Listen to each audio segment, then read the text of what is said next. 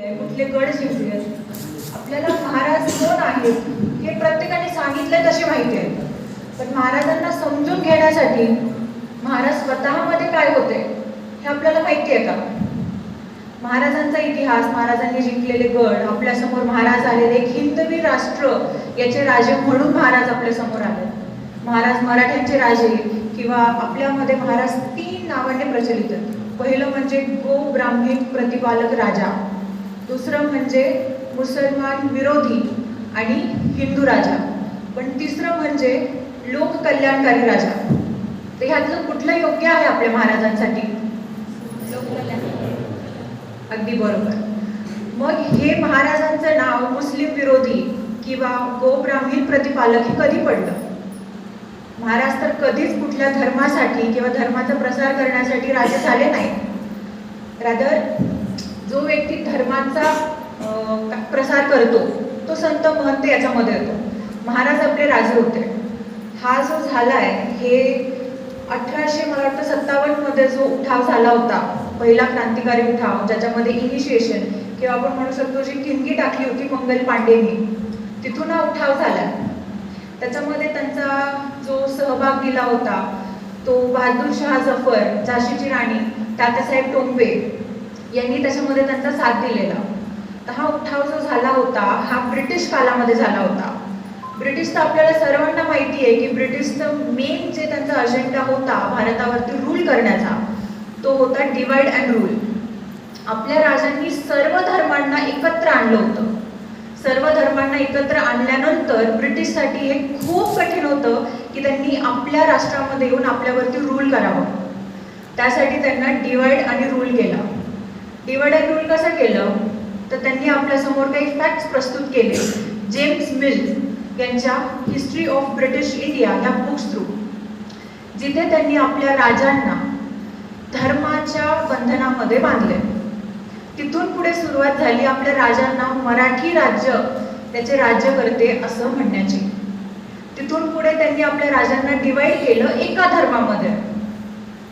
मराठा जो राष्ट्र होता ह्या राजांच्या कार्यकालानंतर अटक इथपर्यंत अफगाणिस्तानच्या बॉर्डर पर्यंत होता. मग आपला राजा फक्त महाराष्ट्रापर्यंत सीमित का?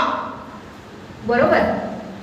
मग आपण आपल्या राजांना फक्त महाराष्ट्राचा राजा किंवा महाराष्ट्राचे लोकनेते किंवा मराठ्यांचा राजा असं का म्हणतो? महाराष्ट्रात येऊन महाराष्ट्राचे असलेले, ठीक आहे आपले इथलचे स्थायिक होते, पण याचा अर्थ आपण त्यांना इथलचे लोकल नेते बनवून ठेवायचं आहे का? आपला राजा जो जगभर प्रचलित झाला पाहिजे, आपण त्यांना एका धर्मामध्ये का बांधतोय? आपले राजे मानत होते काही संतांना.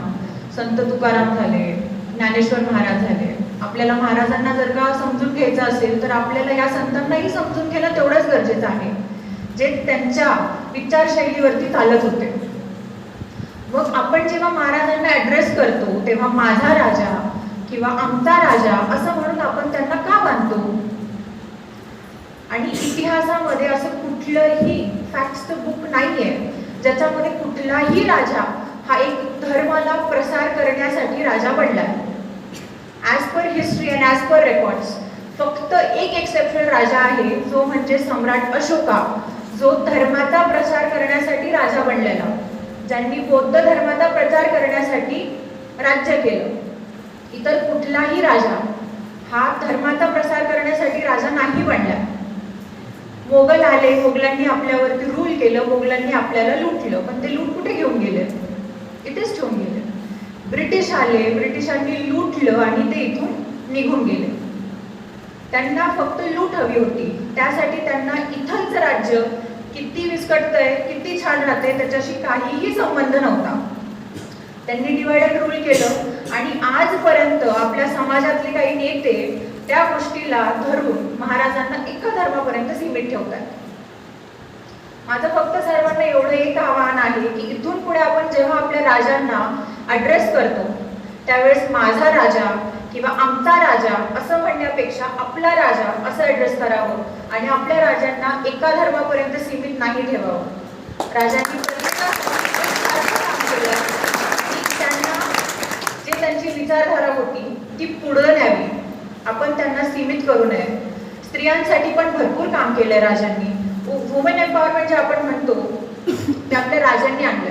पडद्या आड राहणाऱ्या स्त्रियांच्या हाती तलवारी आपल्या राजांनी दिल्यात. क्रॉप बद्दल आपण आता शेतीबद्दल जर बोलायला गेलो तर क्रॉप इन्शुरन्स हे आपल्या राजांच्या काळामध्ये आलेलं आहे.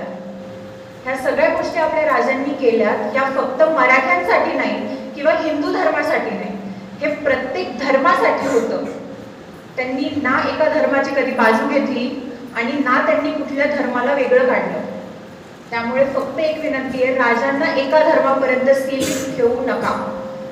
जय जिजाऊ, जय शिवराय.